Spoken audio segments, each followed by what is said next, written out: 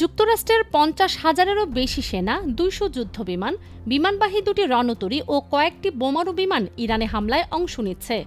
New York টাইমসের বরাত দিয়ে মার্কিন সেন্ট্রাল কমান্ডের প্রধান অ্যাডমিরাল ব্র্যাড কুপার মঙ্গলবার এ তথ্য জানান। কুপার বলেন, আরও সামরিক সহায়তা পাঠানো হচ্ছে। তিনি ইরানে হামলাকে কয়েক দশকের মধ্যে মধ্যপ্রাচ্যে যুক্তরাষ্ট্রের সর্ববৃহৎ সামরিক প্রস্তুতি বলেও উল্লেখ করেন। এ মার্কিন কর্মকর্তা বলেন, সহজভাবে বলতে গেলে আমরা সেসব লক্ষ্যবস্তু ধ্বংস করার দিকেই মনোযোগ দিয়েছি যেগুলো থেকে আমাদের উপর হামলা হতে পারে। আমরা ইরানি নৌবাহিনীকেও শেষ করে দিচ্ছি। এর মধ্যে তাদের সবচেয়ে কার্যকর সাবমেরিনও রয়েছে। অ্যাডমিরাল কুপার ১৭টি ইরানি জাহাজ ধ্বংস করার দাবিও করেছেন।